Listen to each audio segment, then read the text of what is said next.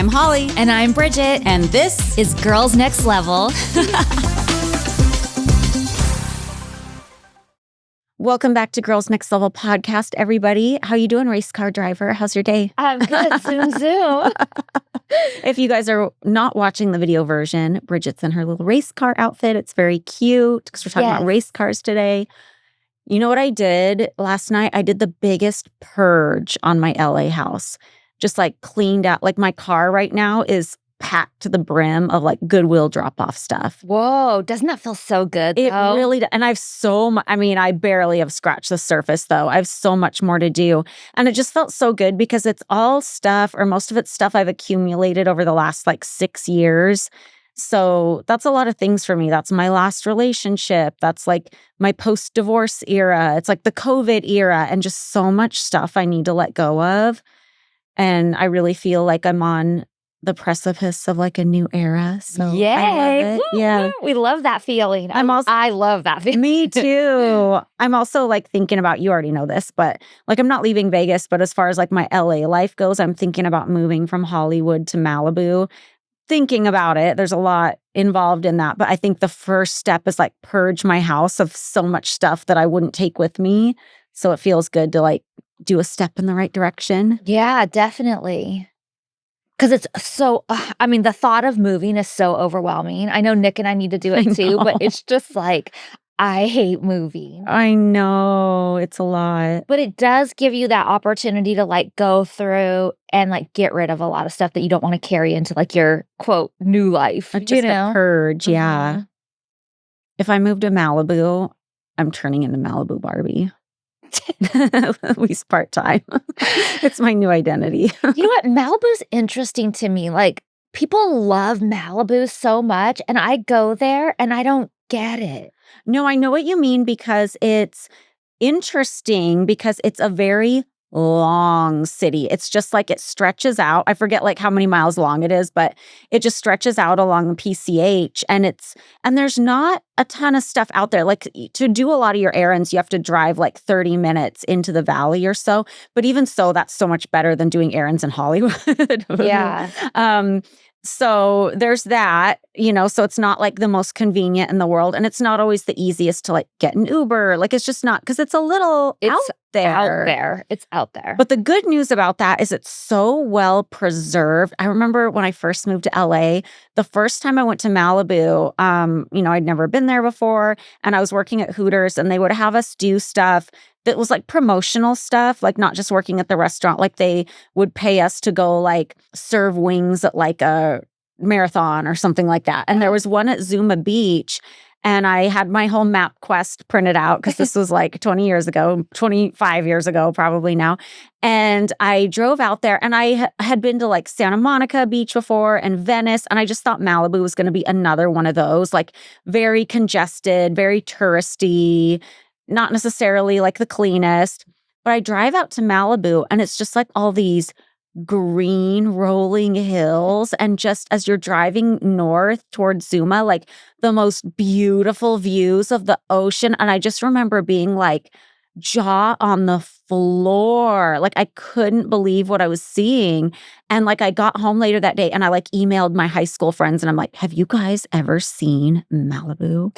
Like I just couldn't believe it, how beautiful it was. But I know what you mean. It's rural in a way. Yes. It's unexpected. It's not what you would think. Yeah. And just so people know, to clarify, I'm not hating on Malibu. Of course not. Like Malibu is Malibu, like whatever. But there's a huge draw for so many people in Malibu. And I get the views. I get being on the ocean right there. I get the beauty of it and stuff. But there's also a very like cliquey culture. Like let's do lunch in Malibu and let's go shopping in Malibu and things like that. And that part I don't get. I don't get Malibu as a city. There is no city to me. There's just like a strip mall and then a strip mall and then a fancy strip mall. Yeah. and then there's no no town center to me. I'm sure somebody will call or write in and be like, no, actually it's right here. And I get it. I get that there are spots, but like I don't understand it as a area. Yeah, and just to people who've never been or never spent much time out there, it's just not what you'd expect, I think, Yeah. in a lot of ways. Like, in some ways, it's better and way more amazing than you expect, and in some ways, it's like, "Oh, this is what it is?" I wasn't expecting to talk about Malibu this morning, though. I know, we're just getting in depth. Anyway, back to what we're here to talk about. So we are back to the Dangerous Curves episode, and I think the scene we left off on is Kendra's out at the racetrack training, and we kind of get to this place where she's like, "Oh, I want to go stand up on the platform and learn how to do the flag." So she goes up and she's waving the flag. And when I'm watching this, it's probably not what the average viewer is thinking, but I'm watching this and I'm bored. And I think I'm bored in part because I can tell what she's doing because I've been in that place before where you're being filmed and you're like, okay, nothing's going on. What can I do that's kind of interesting right now? Oh, I know. I'm gonna go learn the flag. And there's nothing wrong with that. Like, she's doing her job, doing what she's supposed to do, doing what, a variation of what we'd probably do in the same situation. But I think because I've been there, I'm watching it and I'm like, oh, this is boring. And I can tell she's bored and I can tell she's trying to think of something she can do that would be somewhat interesting and it's not really leading anywhere. So then she's got a flash. So my take on this scene is like, I'm bored. But I don't know if the average viewer takes that away. They might think that's cute and funny. Yeah, I don't know. Like, I feel like she's there to race, I feel like we barely even see her in the car doing any kind of racing Mhm. stuff. I feel like it would have been better to stick kind of with that. But I was interested, like, oh, learning the flags. I would be interested in learning the flags. I feel like that's something I would totally do. But I learned nothing about the flags. They probably filmed all kinds of stuff. He probably told her what all the different flags mean, which I think would have been interesting. I don't know how much it would have been for the show, but I think it would have been actually interesting. And then of course it just resorts to flashing, Yeah. which is like a gag that I just feel like we've seen so many times already in here. Yeah, I feel like it was novel for the viewer in the beginning of our show. It's very much what you'd think of like what a Playboy girl might be doing, but it's tired at this point. I feel like we've evolved, Kendra's evolved, and it's just like resorting back to, oh, I have nothing to do. Let's flash, Mhm. you know?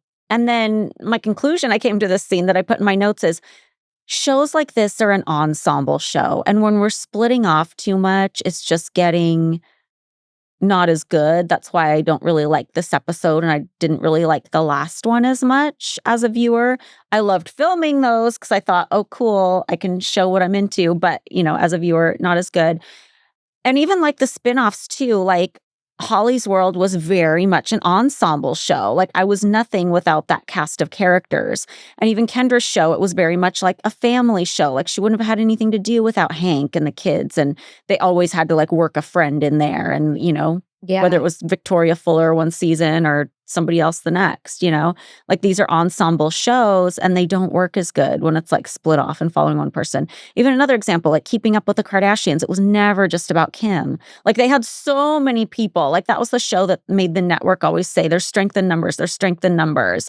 Because there's like 6 kids and 2 adults. Everybody has somebody they want to watch. It was not the Kim show. Right. As much as people might have gone in with that poster where Kim's like front and center and she was the only one anybody really knew at that point, it was definitely not the Kim show, like these shows are ensemble shows. Yeah, and it's also proves my point too, like when I was saying, earlier in another episode that I really was coming with ideas, and I was Mhm. doing ideas that included other people and other girls and, like, was filling up that space because that's important for these kinds of Mhm. shows.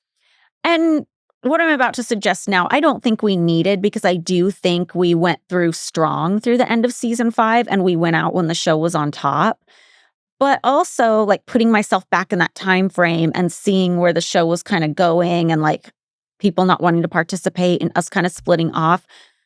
I want to ask you, should Kevin have sat us down and been like, look, I know you guys are antsy. I know y'all want to move on, but for the time being, we're filming this show and it's best when you guys are together. So what would you guys like to do? What would everybody do?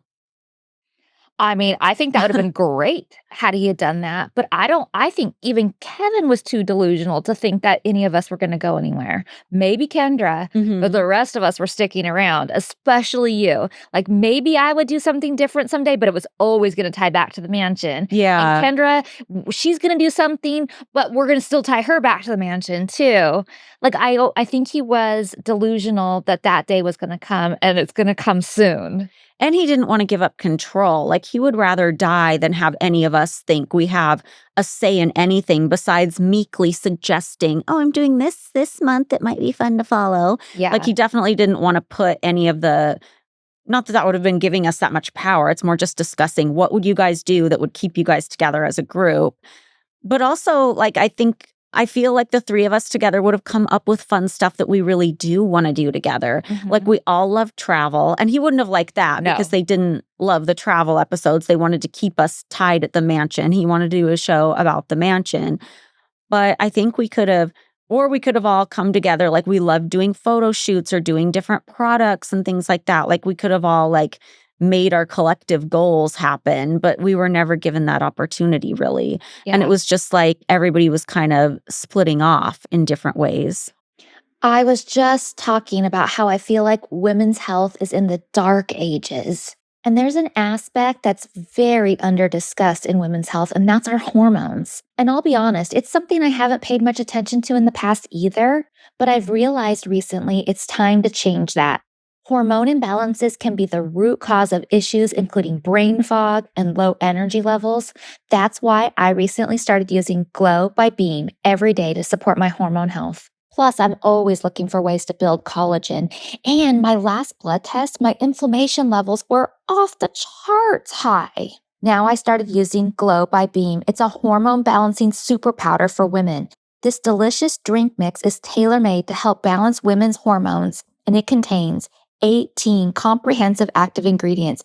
Combined, they make a daily super powder that supports fluctuations in metabolism, immune function, collagen production, and more. It has vitamins, minerals, and natural antioxidants, specially blended to synergize with each other and your body. No more guesswork in the vitamin aisle. I've been putting bean powder in my water every morning, and it's so good. I love the blue raspberry flavor, the strawberry kiwi flavor, and it helps me get all the vitamins I need without swallowing yet another pill.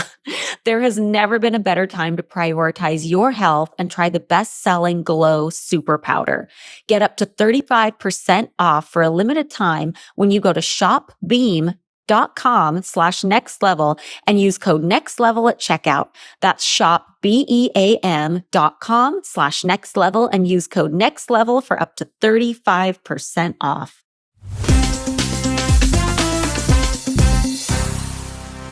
But talking about opportunities and like how you said that if we had that, could sit down and be like, we want to like do this with these products or like develop this or that or whatever.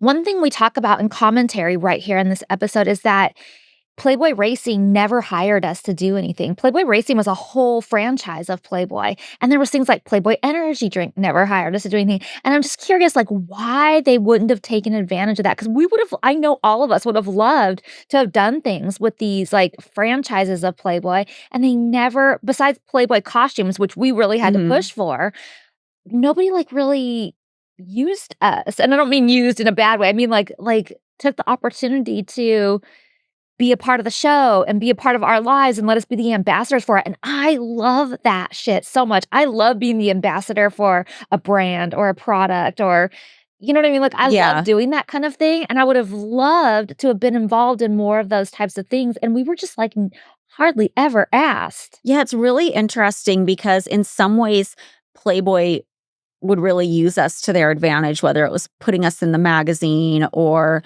having us be in the model for the Playboy catalog, which I don't remember if that was our idea or not, or if that was something we had to push for. And, on our Patreon, on our slumber parties, we're kind of opening each slumber party up by going through like an old issue of Playboy and pointing out stuff in it and discussing it. And I've been noticing in these issues from like 2007 is you'll go through and there's definitely more than one ad page in each issue that's like for some kind of Playboy product or something that features us very heavily. But you're right, there were all these offshoots that didn't really take the opportunity to use us for things that might have like increased brand awareness to a whole other, like the viewers were a whole other audience that wasn't typically seeing Playboy Racing or Playboy Energy Drink or things like that. I bet a lot of people don't even know those things existed. Yep. still to this day. Yeah. And I mean, it would have been fun opportunities for us. And I'm talking paid opportunities. Like, I'm not saying we should have just been used for these for Mhm. free. I'm talking about we should have collaborated with them and done stuff with them and been paid for Yeah. that time. But yeah, it just was something that really didn't. I just think it's a whole area that got left out, kind of. Yeah, it's interesting, and it reminds me of, like, when I wanted to do the Girls Next Door coffee table book that we originally did. We were meeting with somebody from Playboy Licensing, and I was like, "Oh, we really wanna do this book," and she kinda just brushed it off. Not kinda, she definitely brushed it off and was like, "Oh, no, we're already doing something like that with some Playmates." Because what they came up with was this book called The Bunny Book, and in it, they interviewed 3 different Playmates about all different types of things, anything I mean, it was pretty sex heavy, but anything from, like, grooming to squirting, you know? Ugh, Like okay. like, stuff like that. And she just brushed it off like, "Oh, no, like, we've got that covered, honey." But, we ended up doing our book, which was successful, but, like, why do they don't preclude each other. They weren't the same type of thing at all. But I think it's just, like, that whole bureaucracy mentality where people get so, protective of their own job and justifying their own job. They're like, "Oh, no, honey, I've already got this covered." I remember the book idea being Yeah. poo-pooed because there was already one in the works with Playmates. And we Yeah. were like, wait, but that's totally different. Yeah. And it is totally different. But I think in that moment, she felt like it threatened her thing. So, no, no, no, no, no, sweetie. We've got this. Yeah. I don't know. I just feel like there was so much more opportunity that wasn't even like the surface was barely scratched. The things we did were all things we pushed for or things we came up with, like not the initial merch, like those weird boy shorts and stuff, but, anything from like the bobbleheads to the books to the calendars, like that was me pushing for it. Yeah. They wouldn't have done it otherwise. Okay, so now the next scene, we're back at the dealership, and you're talking to the woman who is there with like stickers and stuff for pimping your Yeah, car. and they're playing Kendra's hip hop music in the background, and I'm like, "What?" 'Cause But you're I think it's because pimping I your say I'm car. pimping my car out, and then I ask if can you pimp out leased cars? Like, what can you do to a leased car before you have to turn it Yeah, back in? and you know what? Honestly, I was curious about that too Uh-huh. because of like, I guess you can. He says you can.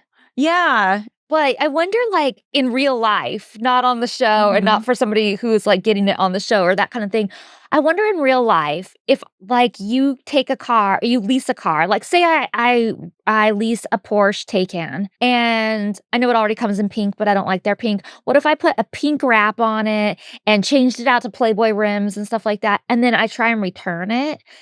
I'm gonna get dinged for all of that, right? For them to have to reverse it back into its normal condition. I would assume so, unless you took the wrap off and put the regular rims back on. Yeah. I know people do it all the Mhm. time. And so they come up with these stickers for me, and bless their hearts. It's so cute what they came up with. But at the same It's time, not like, your style. it's not my style, and, like, I don't really know. I mean, I know why I'm doing it. I'm doing it so there's more to do for the scene, but I didn't even wanna do anything to my car, like, because my whole point was getting a small, low-key car that I could drive to work and nobody's gonna recognize and or anything. But I do think it's cute that they made the effort to, like, do something for me and, like, give me a visual to show. And again, I hate this scene. I think it's just, like, one of the cringiest scenes I've ever done, but whatever, you can't win them all, and I'm curious, she didn't work for the dealership though, right? Like, she doesn't, like, come in and do that for people. She was separately? I have no idea. Oh. None. And then Oh. I wanted to say too, so another reason I wanted to kind of start over with a new lease is I was looking to improve my credit score at this time. So I wanted, the lease to be under my name and not Hef's. And Norma and everybody in the office was like, well, if you're doing it for your credit, you have to pay for it yourself. Like Hef can't pay for it, which I understand, like his name it has to be on my name if it's going to affect my credit, but he couldn't pay for the lease. And I'm sneering and saying he can pay for the lease because he's paying for everybody else's. Right. No, I mean, it's a valid point. Yeah. So I get back to the mansion, and first thing I have to do is run and grab Hef and go show him the rims. I thought he'd be so excited about them. I don't know why I thought he'd be so excited about them. He doesn't really care about stuff like that, but But I think he liked them. They He were cute. They I think turned out he really did good. And too. it's his brand. I think he Mhm. would be excited about it. And I don't know if you noticed, but he ends the scene by, like, he's totally playing with Winnie and petting Winnie and stuff like that. I feel like he really loved Winnie. Totally. Of Which is course. Who wouldn't? I know, but I mean, like, I don't know. Like, it just Yeah. felt really sincere and They had a like, connection. And he makes yeah, the rim job joke again. I know. It's a constant in here. So then the next scene, we're in Mary's office, and this time it's Kendra coming in to chat with Mary. And I have some interesting things to say about this. Yes. This whole scene. So basically what's happening here is Kendra is venting because she was ranked last in the race. And she's telling Mary it's because of her blonde hair and big boobs that people automatically think she's not competitive and not an athlete. And Mary says, "Who says that?" And Kendra says, "Obviously, people that don't fucking know me." And Mary says, "That's right." And number one, I really love how Mary's kind of like got her back. You know, Yeah, like makes totally. you feel better. Yeah. She's like, "Well, who the fuck are those people anyway? Yeah. Like, who cares? They don't know you, right?" Mhm. And I love that. And I feel like it's a really good scene showing kind of our relationship with Mary and how she was with us and everything, something you don't always see. I mean, I know Mhm. they see a lot of things with you and Mary and even me and Mary in the office, but like you don't really see her having our back like Yeah. this often. And this is how I remember Mary. And she's always just Mhm. like, fuck those other people. Like, who cares what they Yeah. think? Who cares what they are doing and stuff, which I love that you can see that here. Two of the things I have to say here too is one, Kendra's venting because she ranked last in the race, but the reason she's ranked last is because she got in last place. Like the way a race works like this is they do a qualifying race the day before and there's a poll when it tells you like what position you landed and that's how you start the race. That's how these races start. And she's ranked last because she came in last. Not because Yeah. somebody just arbitrarily was like, "You know what? Kendra has blonde hair and big boobs and I don't think she's going to do well. I'm going to put her last." Oh, I'm glad you know that because I didn't even realize that watching this. And I bet most other viewers don't either. They thought, oh, they're just ranking based on their thoughts, you know? No, there's a whole qualifying, and she talks about it later that they did the qualifying race and 5 people crashed just in qualifying. Oh, yeah. I didn't realize that's how they were scored. So I'm glad you caught that. So, like, every race does this that I know of anyways. Like, we go to a lot of the IndyCar races because, like I've said before, we're friends with Marco Andretti, and that's how they place them. That's how you do the qualifying race the week before or the day before or whenever, and then and there's this thing called the pole, and it shows you what position everybody's in, and that's how the races start and what cars are where. Yeah. So that's why she was ranked last. So just that. But then the other thing that I wanted to say in positivity for this scene is that I do feel like there is a prejudice and a prejudging on women with blonde hair and big boobs in general. So aside from the qualifying, I do feel like Kendra does experience this in some points because I know I have. I know Mhm. even just working on my master's degree, I felt like people were looking at me like, she's getting a man. Like it was impossible if you have blonde hair and Legally big boobs. blonde syndrome. Yeah, totally. And there's lots of times that I felt this way in my life, even on the Beaches show, which as crazy as that sounds, I felt like there was a producer who was very much like, give me a break. Like I didn't qualify for it. I even felt like they were trying to say that on the radio Even though show. it's supposed to be a show about sexy beaches. I know. Like, but Jesus. there was a particular, and we'll get into it more like when we're talking about our spinoffs and stuff like that, but there was a particular producer that shouldn't have been on that show Mhm. because she didn't like Playboy. She didn't like me. And I don't even think she liked what we were doing. Yeah. So, anyway, I feel like I've faced this same prejudice a lot. And I'm just curious if you've ever had it too. I'll get into that, but can I be the negative side as I always am? Yeah. Okay, when I heard Kendra say that, oh, it's because I have blonde hair and big boobs, I'm sure that's like, people make assumptions because of that too. But my first thought was if somebody was going to rank her last just based on, their impression of her at the training or whatever, which that wasn't even what happened. But if that was the case, I don't think it's because of the blonde hair and big boobs. I think it's because she shows up and like acts like a goofball and people don't take her seriously, which is like, if that's her personality, fine. But it's like when you show up and, you seem not focused or unarticulate or like you're not taking something seriously. And also too, she's also there trying to film a reality show, which nobody else, as far as I know, was. And she's trying to make it entertaining. So she's going doing the flags and flashing people. But also like to an outsider who doesn't know what it's like to film a reality show, they're seeing that and they're like, oh, this goofball doesn't take it seriously. And she's, I don't think it's the blonde hair and big boobs. I mean, look at Danica Patrick. She was winning races by day and posing for Maxim at night. There's so many female athletes who also happen to be really hot. Yeah.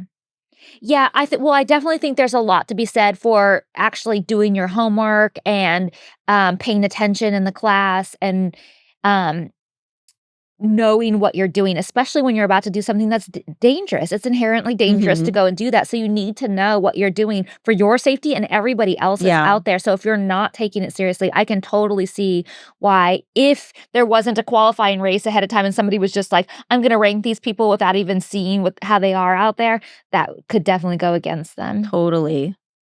But what you were saying as far as like people not taking me seriously for things, I mean, I'm sure people are thinking that before they've ever met me, but I feel like I've experienced it kind of differently.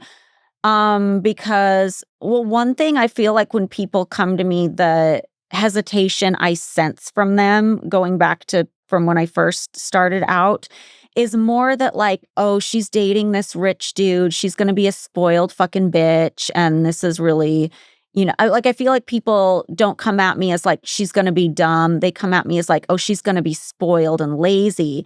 So when I show up and do what I feel is the bare minimum, AKA being on time, thanking everybody for being there, doing my job, being prepared, having my lines memorized, whatever.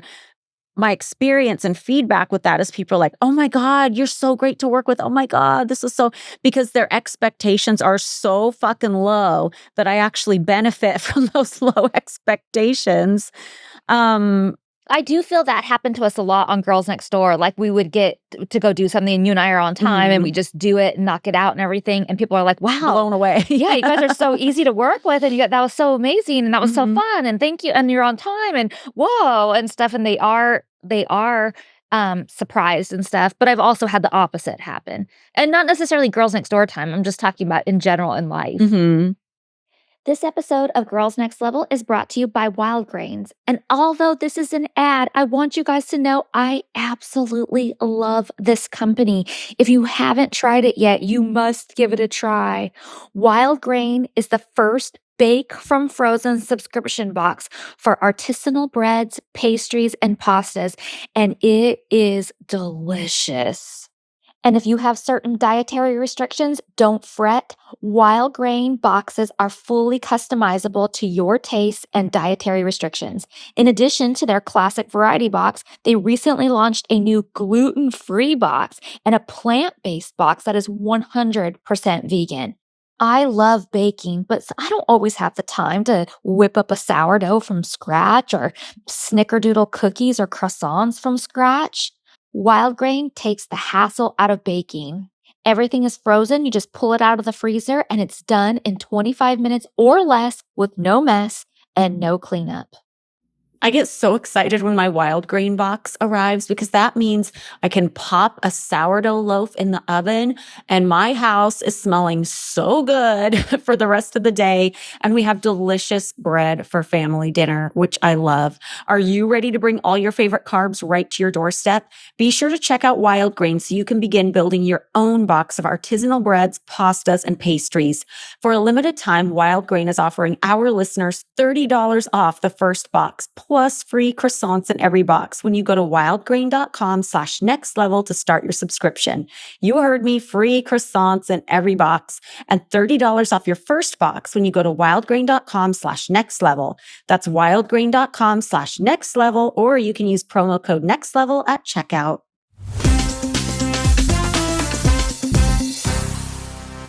I mean, I feel like too, like as far as people thinking I'm going to be smart or not smart, I come off so dead serious with everything.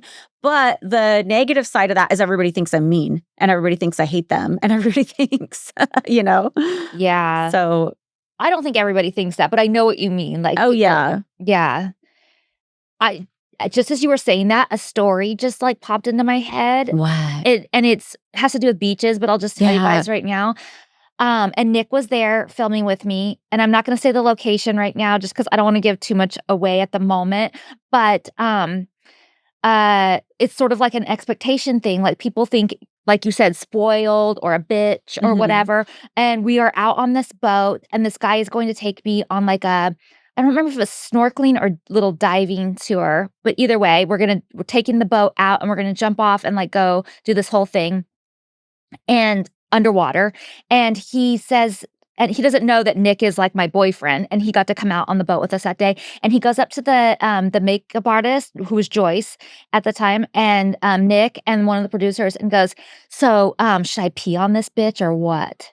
Wait, Like in the what? water, like like you can pee. He's like, "Should I like give her a golden shower under there?" That's just pervy and sexual harassment at this point. And Nick was so pissed, and Joyce was so pissed. Who the fuck was this guy? He was like, he was on the show. He was like gonna Drop do. the name. I know, right? He was gonna do like an underwater. It was like snuba or snorkeling like or a diving type Scuba thing. tour guide. Yeah, like so we were gonna go see things underwater, like the sea turtles and the whatever else we're gonna find under the water. And he's like, "So should I give this bitch like a golden shower?" That is so wild that he would think that the people you're working with are not going to have your back. And I assume he didn't know you and Nick were dating. No Yeah, clue. yeah. It's just another like crew person on the Yeah. boat, hanging out. Like, That is wild. yeah. Ew. And I don't know hate this anything guy. about this. Like, no one tells me this until like where I'm about to go in, and Nick's like, watch out for that guy. And Joyce is like, "Don't swim behind him." Oh my And God. I'm like, what? Ew. Gross. Ew. I wish I knew his name off the top of my head so I could shout him out. Honestly, I don't even know his name. Like, if I were to say, I do not remember this person's name. I could tell you the location, Mhm. but other than that, I don't have any other, a name to get shout out or anything. Disgusting. I can find out when I watch the show. Yeah. But I don't know it off the top of my head. But that just made me think of that. Like, people just have these expectations. They think, oh, she's this like Playboy celebrity bitch. She's got to be a bitch. She's got to be like, Yeah. and I'm just there doing my job and Yeah. like giving 100%. And Wow. That's so gross. he just thinks automatically that everyone doesn't like me and that he's gonna get one on me. Ew. I know. Ew. Okay, so in that scene, Kendra's basically like, "I'm gonna go as hard as I can. I'm gonna win this race and prove them wrong." And Mary's like, laughs. And then the next scene is me in my room, and the hardwood floors are in. Yes. And my note here is they're just, with this Frankenstein episode, just cutting back and forth furiously between our plot lines. And there's a knock at the door, and this is the scene that. Okay, as much as I hate this episode in general, this scene is one of my favorite scenes of the entire series because I put in my notes, I'm about to throw my hands up with this episode. I hate it so much. But then Crystal walks in, Crystal Camden, with this big Playboy bunny pillow, like propped inside her sweatshirt. So it's completely covering her head. And she just looks like a character walking in with this Playboy bunny head. And it is the funniest visual. And it makes me so happy. And I want to ask you, like, why did she do that? Was she just trying to be funny? Or was this like a last minute recruit these two girls to be on camera and she didn't have makeup on? So Yeah, so they were sitting in my room chatting, and we were talking about stuff, and then the film crew comes in to film, and she's like, "Oh, fuck, no, I'm out of here," because she didn't have any makeup on, she didn't have her hair extensions in, nothing. And she's like, "No way, I'm out."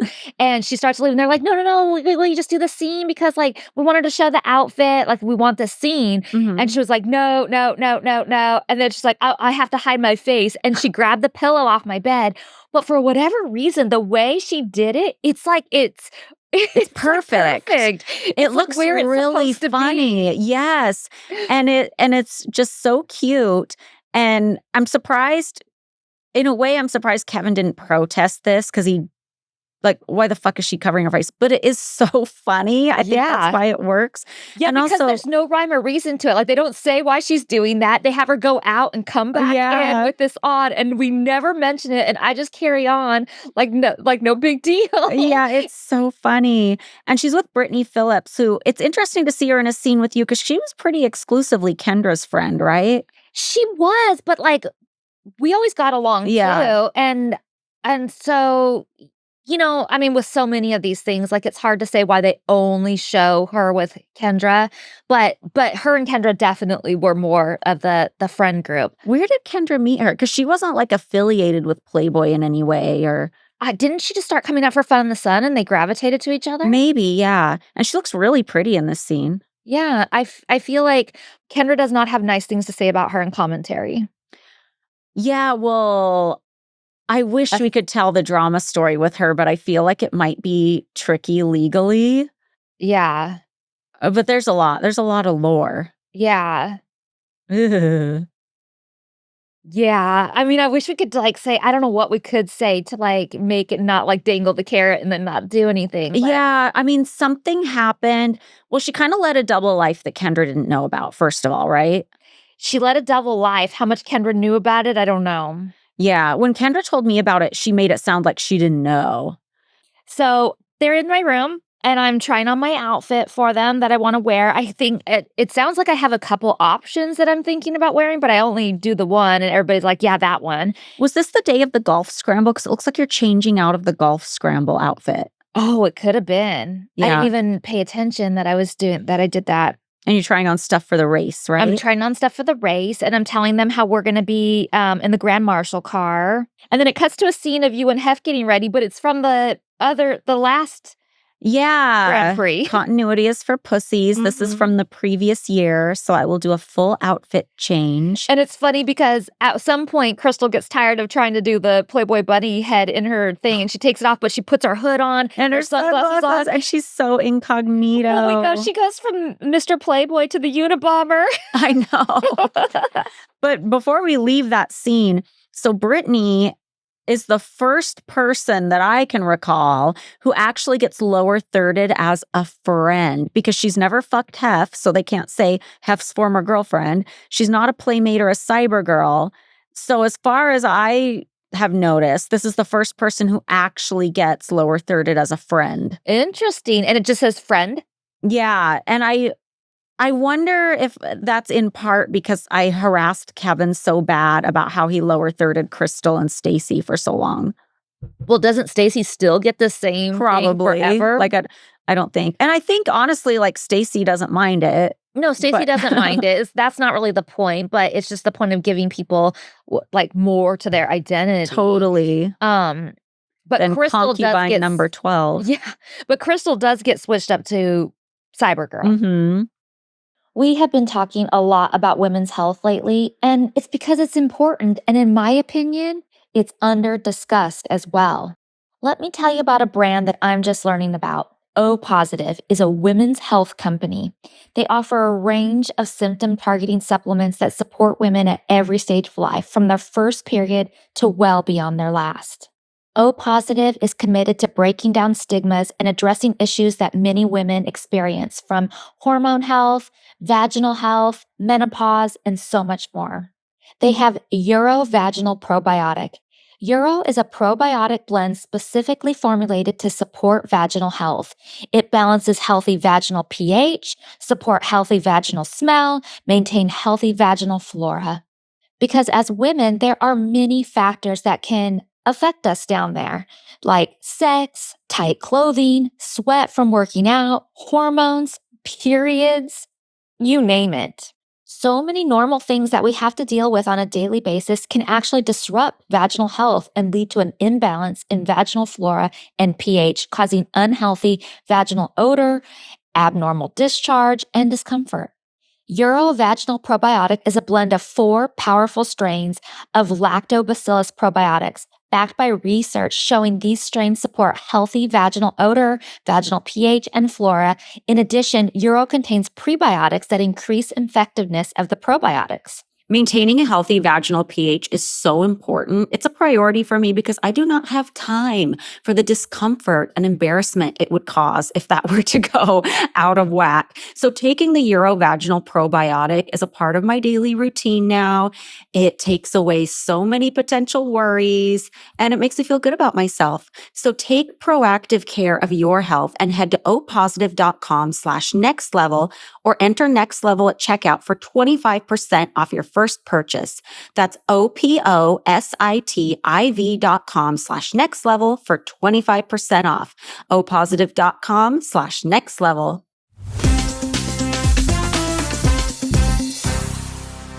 So then the next scene, we I should say the cameras are at the Toyota Grand Prix, and the celebrities are being interviewed, and Brittany is hanging with Kendra, and we helicopter in.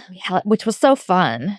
Are you more afraid of helicopters ever since the Kobe Bryant thing? I wouldn't say I'm so afraid that I wouldn't go in one, but it definitely doesn't feel as safe as it did.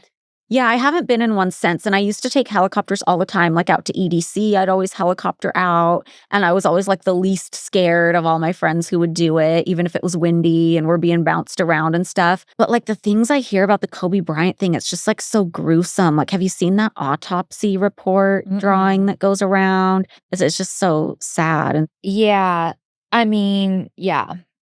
There's been so many aviation problems lately. Well, recently, what's happening? Yeah, it's really, really scary. But I at this point in time, I loved the helicopter. Me and too. my grandpa is a pilot. He does not like for an airline or anything like that. He did like he had his own little private plane, and he did like crop dusting and things like real crop dusting and like things like that and stuff. And he always wanted me to get my pilot's license, and I always thought if I did, I kind of would want to be a helicopter pilot. Like I loved how they hover. I like you feel like a bug kind of like that can go anywhere type of thing. I thought I would want to be a helicopter pilot if I did it. I've never done it. I've only like helped him like co-pilot in his little plane before, which he probably just made me think I was doing stuff and really wasn't. But so I have never pursued any of that, but I've thought about it before. And Nick's dad was a fighter pilot, and he's thought about getting his pilot license. Fighter pilot. That sounds so exhilarating. I know. In fact, one year I got him like all of the training manuals and all the books to like start like pilot training 101.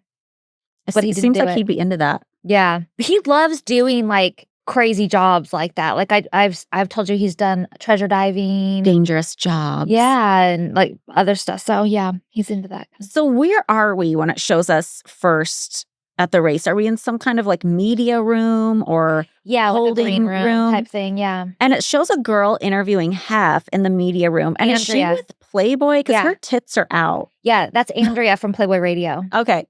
Because that looks normal to us, but I'm like, okay, no other reporter would be like utters to the wind the way. So Kendra is telling us as we're waiting that there were 5 crashes during the training, and that foreshadows what's about to happen. But first, she is setting something up too, which I think is interesting. She's whispering in Hef's ear that there's a lot of stupid drivers out here. So I'm gonna, and they had 5 crashes in qualifying. So I'm not playing to win anymore. I'm just playing to be safe. But I feel like the writing's already on the wall, and she's setting it up so people aren't disappointed. So Kendra's mom shows up, and she's, not to say she's not worried. Like if Rainbow were doing this, I'd probably be similar, but she's very... Like her and Kendra are very good at, I feel, being exaggerated for the camera, which is great for a reality show. But she's over the top. Like, agreed. This is Patty's scene. Yeah, I agree. Like, and I wrote that in my notes too. Like, I totally get, like, if this were my daughter, I would be very, very nervous and like not love this idea either. But the drama level that she escalates it to, like, is just on a whole other level. That's what I thought watching it too. But honestly, not that I ever want to do anything like this, but if Rainbow were on a reality show, I would show up and be the most obnoxious, embarrassing mom. Like the way, like I think being embarrassed in front of your friends builds character, honestly. And like, I'm just so dramatic with her. Like I remember like one of the first times I noticed it being embarrassing was like she had friends over at her house and she like, oh mom, I kind of like hurt my hand or whatever. And I do this like big dramatic thing. And she walks away and to her friend, she goes, ugh, the way my mom reacts. And I was like, oh, I'm clocked. Oh, no. This episode of Girls Next Level is brought to you by Alloy Women's Health. Aging can be not fun. Problem sleeping, hot flashes, brain fog, weight gain, decreased libido, and all that stuff can hit people pretty hard. Menopause is inevitable, but it's also treatable. I just saw a number that's shocking. I just found out that almost half of women went 3+ years before seeking relief from menopause or perimenopausal symptoms. Why would we do that to ourselves? That's because 43% of women reported that their doctors just never even mentioned MHT. And what is MHT? Because I was wondering too. That's menopause hormone therapy. And it's an option for treatment. Another 40% didn't know where to go for a solution. Alloy can help you live your best, healthiest life through menopause and beyond, offering unlimited access to experts and safe, science backed treatments for your symptoms. Skin, hair, and sexual wellness delivered to your door. Everything is done online from the comfort of your home or anywhere really. No waiting for an appointment or in line at the pharmacy. Alloy is fast, accessible, and their treatments actually work. I can't stress to you how important it is to get your hormones checked. After I had kids, my body just randomly stopped making testosterone, for example, and even women need a balance of testosterone. And ever since I've addressed that, I feel so much better, so much more energetic. So it's super important. And I cannot recommend Alloy enough. Join the 95% of women who tried Alloy and saw relief in the first 2 weeks. Head to myalloy.com/nextlevel and tell them all about your symptoms, and you'll get a fully customized treatment plan. And you'll get 20% off your first order today. Head to myalloy.com/nextlevel and enter code NEXTLEVEL to get $20 off your first order.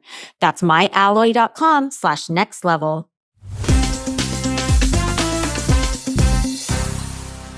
Well, Kendra's complaining because her mom's asking her a million questions, and she said that just makes her more nervous. And I can see that. Like, that bugs me too. Like, if I'm like nervous and trying to do something, and somebody's like, "Did you grab this? And did you do that? And are you going to be here?" And I know it makes smile, it worse. It's like, stop. I'm just in my zone right now. Yeah. So I totally get all of that.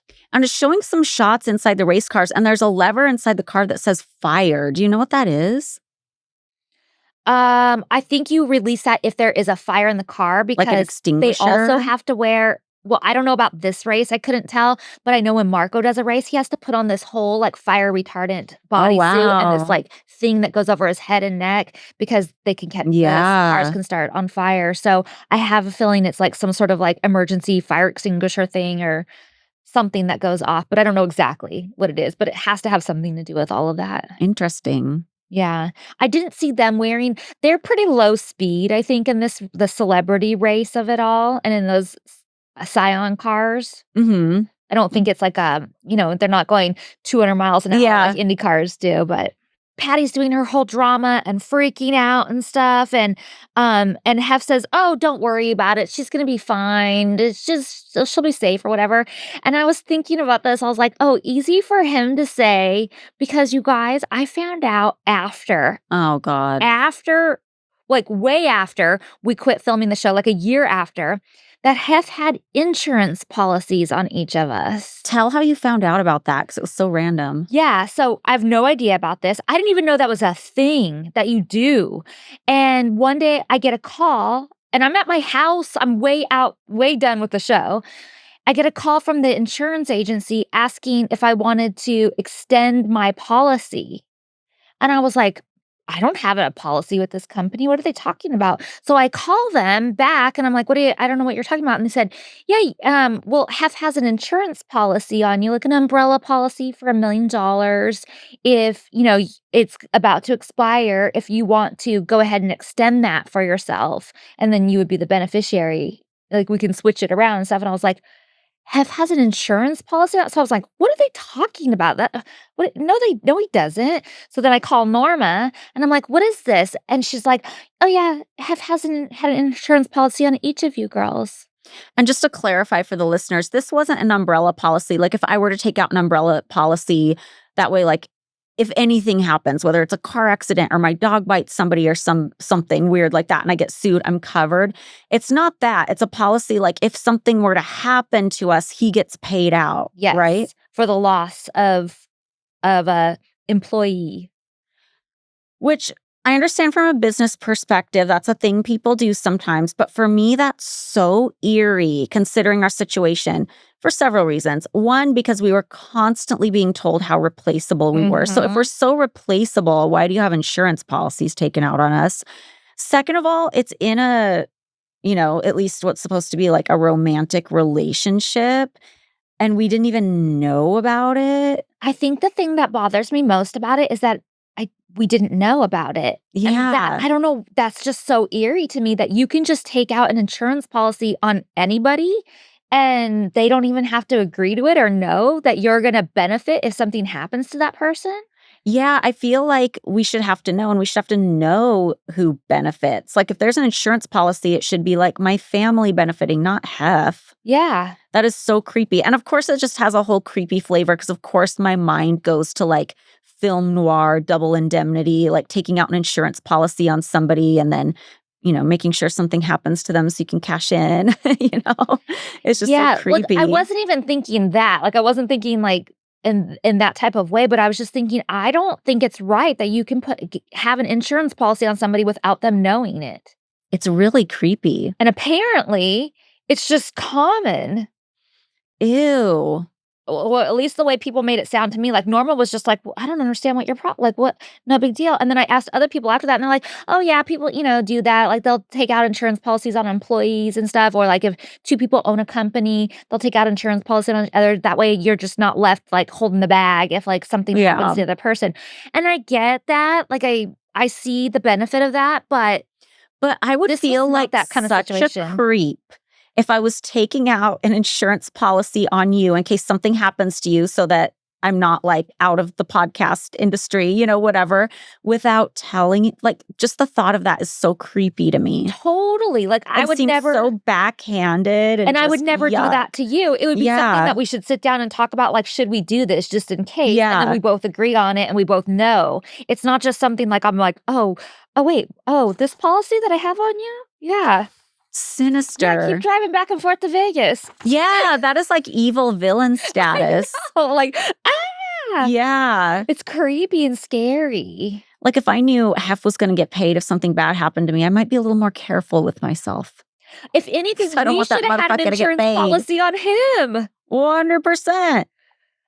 Like, if someone's Jesus. going somewhere, it's going to be him. Yeah.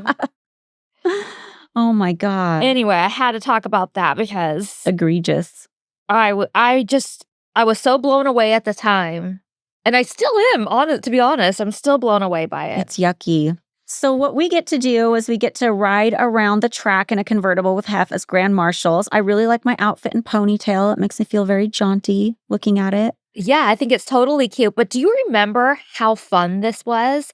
Like, it exceeded all of my expectations. Like, I've done a lot of parades and things like that where I've sat on the back of a car and like waved and stuff. Mhm. This was not like that. This was kind of fast. Do you remember? It was way faster than I thought you should be going for people sitting on the back like that. Like, I was definitely holding on. It was exhilarating. The crowds were going wild. Like, it was really, and we got to do the whole course. So we got to see the whole thing. It was really fun. It was really fun. And I think in commentary, I say this was one of the most fun things I've ever done. Yeah, I think we both are talking about Yeah. how amazing it was. And I've been in a couple parades since then, but lately I've been asked to do a couple parades. And I always say no because for some reason lately, like all I can think about is like getting shot if you were in a parade. I don't know why. That's like the first thing that comes to my mind. Oh, Nick says Probably that just to because me the too. world is going crazy. I'm like, I don't know if I want to ride around and be in the back of a car of a parade. But I used to love doing it because I am that cheesy ass bitch. Me too. I Like love I it. love doing this one. I did one when I first moved to Vegas. And I don't even know who arranged this. If it was like the Las Vegas Convention Visitors Authority or whoever it was some like Visit Las Vegas. They arranged to do like this Guinness Book of World Records for the largest bikini parade ever. So they had all these What? women in bikinis and they wanted me to lead it. And then at the end of it, there was like a parade where I like rode down the strip in like this pink convertible with an Elvis impersonator. That's fun. But I it was love like such a fun way to like commemorate my move to Vegas. Yeah, I love all that stuff. Like, I've done pageants and things like that Yeah. where, you put like your little sign, oh, Miss whatever, and like wave to people on the back. And I loved all that kind of stuff. Did you do a Mardi Gras one once or am I on crack? Yeah, or something in the South for like Halloween or something like that. It was something Mardi Oh my Gras-ish. gosh. I know a Halloween in Key West. Okay, I knew there was something. You guys, Halloween in Key West is the shit. Like, it is the biggest party. Does Robert the Doll come out? He doesn't come out well, I He mean, should be like on a chair, like I should like hold him up. Um, but I'm sure his caretaker does. yeah. um, but anyway, yeah, it's incredible. And I was the grand marshal for that, and they made me the coolest float. I was a vampire bat. Like I literally it was a really cool costume. I had a Yeah. vampire bat costume made. And they made this tree coming up off the back of this truck. And there was like coffins down by both sides of the tree. And they had this platform for me to sit on up in the tree with Uh-huh. like a seatbelt and stuff Oh, for me cute. so I didn't fall out in there. And in the coffins, Joyce sat in one and threw like beads and candy and stuff. And Nick was in the other coffin throwing beads. And they had, Coffin sidecar. yeah, they had it all decorated so cool. Like they went all out. I would love to go back to Key West for Halloween. That is so I would fun. love it. It was amazing. And then especially you, but both of us are like so jealous that Hef gets to do the announcement. I know, because I'm like, I've always wanted to be a gentleman start your engines girl. I did get to do that at the Las Vegas Speedway once, and it was cool because they made me like my own racing suit that was like pink and like had my name on it. It was super, super I cute. love that shit. So was so I've cute. always asked to do it too. Like I always tell Marco, I really want to do it at the Indianapolis 500 or any of the Indianapolis races or whatever. But I guess at the Indianapolis 500 for the longest time, it was always this same little old lady who owned Oh, the racetrack, and she did it every year. So Oh there my was gosh. no like she's anybody holding else. tight. Yeah, I mean, I would too. I think she's passed away now, Wow. and now somebody else owns it. And now I don't know how they pick now, but for the longest time, and when I was going to them, it was her. So I never got the opportunity to do it. I mean, not that it's over. Like I still go to some of their races. So Yeah. This is the most random side story. But when I was thinking of the pink racing suit, I was thinking about how they made two. And one of them I have, and the one that I wore. And then one of them is like on display somewhere, like, I don't know, Planet Hollywood or something. But it made me think about how sometimes for movies they do that. Like they'll have two copies of things just in case like something gets dirty or something. And my favorite movie is Casino, and I love Sharon Stone's clothes. And in interviews, I've heard her say it a couple times that like she has all her clothes, or she came up with a clause in her contract that she gets all her clothes from her movies and stuff like that. But I know she doesn't have all her clothes because like I know of certain things that have been auctioned off. I have one of the things. I know of multiple things that have been auctioned off. And I'm like, were there multiple copies, or is she generalizing? Or is this like the story when Paula Abdul said she was in a plane crash and no record of the plane crash exists? Have you heard isn't that story? weird? I know. I have heard that story, but there's like no answer to this. Yeah. And I really like Paula Abdul. Like I've spent some time with her before, and I just think she's like, fun. she's the cutest and the quirkiest. And part of me wants to believe that it's a fake story because on her, I think it's cute for some reason. That's so funny. I have heard about that. It's so weird. Yeah. God bless. But or this could be, like how we're always having the thing where we feel like anytime we say something that's put out there, there's somebody in the comment section who's like, well, actually. Still happening. I mean, I could be the well, actually, to Sharon Stone and Paul Abdul. I could be well, and they could have like a perfectly reasonable explanation for it. And I'm over here, well, actually. I own one of them. Yeah. So the world will never know. The older I get and the more everything's online and the more feedback you get about everything, the more I realize nobody knows shit. And there's a straight answer to very few things. Well, everything is so nuanced and so grayscale. So we're watching the race, and I think Kendra was the first one out on the fourth lap. Yeah, and there's a lot of racing footage. And even though like it's fun to see, I always feel like these episodes, and there's been one other one so far, I can't think of what it was, but anytime there's an episode where there's a lot of like action scenes, I just have nothing to say about it because it's an action scene. Oh. So it's kind of like a blank space in my notes. Oh, one other thing I was going to add though, when they say, gentlemen, start your engines, they make all this like IndyCar noise, like all these like race cars are starting, and these are Toyota Scions. Yeah, so I'm like, they're so not making that noise. So Kendra gets in like a minor crash. And in real life, did we see it? Was it kind of on the other side? We could see it on the monitors. We couldn't Okay. see it from where we're sitting, but Yeah. there's always monitors that are following the cars and show the wreck and everything, so we see it on the monitor. That's kind of how I remember it. Like, I remember being aware of it, but, like, we're not really We seeing it can't- firsthand. It's not like it's yeah. happening right next to us. There was, like, a delay in, like, what's happening here. Yeah. I mean, it appears that she's gonna be okay because it's not like a super crazy crash. She Yeah. crashes into like the curve a little bit, and then she pulls the car over off to the other side of the track. And honestly, and even when I watch races now, that's like the scariest moment to me because cars are flying by Right. and they don't know yet. I mean, hopefully somebody's in their ear. There are little like earbud things saying there was a crash in this turn, like right here, Mhm. watch out for it and stuff. But it's always like when I see people crash like that or like whatever stuck on the track, I just get so nervous for them until like all the cars are slowed down and stopped. It like freaks me out. Yeah, it's scary. And it cuts to some reaction shots of us, but I don't think these are real because it's like, it's not that we weren't concerned, but I don't think there was ever a thought that this was like a serious accident. It was Right. more like a tiny fender bender. And it's more like, oh, she's out of the race. What's happening? Rather than, oh my God, is she okay? Well, what's happening and let's find her Yeah. and like make sure she's Where okay. do we go now? Because Yeah. even if she's okay physically, she might be like rattled Yeah. and like, upset about it and stuff. So like, well, is she okay? Let's go find her. Let's go, console her type of thing. And I do think that we were all genuinely like supportive and concerned and like hoping that everything was okay. Oh, and stuff, 100%. And And later in commentary, she said she wished her crash looked more like George Lucas's because his was a major crash. well, Like they show it. that other car came right up onto the hood of the car and like almost into the windshield, which would have been, I mean, that could have been deadly. Yeah. Yikes.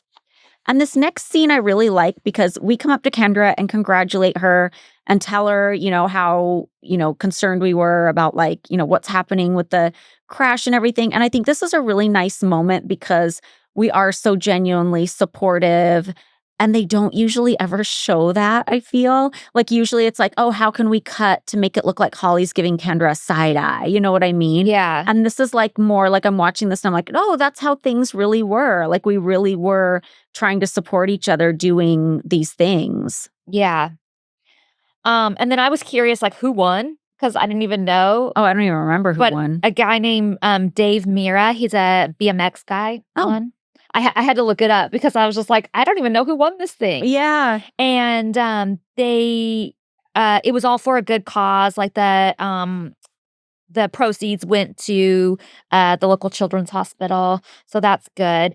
And then it shows us getting in the helicopter and heading home. And we talk about this in commentary. They specifically try and make it look like Kendra gets in the helicopter and leaves with us, and they even put her laugh in there. Mhm. And she was not with us. She had her own car parked in Long Beach and had to go back to the hotel and all that kind of stuff Mhm. and press to do afterwards and things like that. So we leave in the helicopter without her, and she comes home later.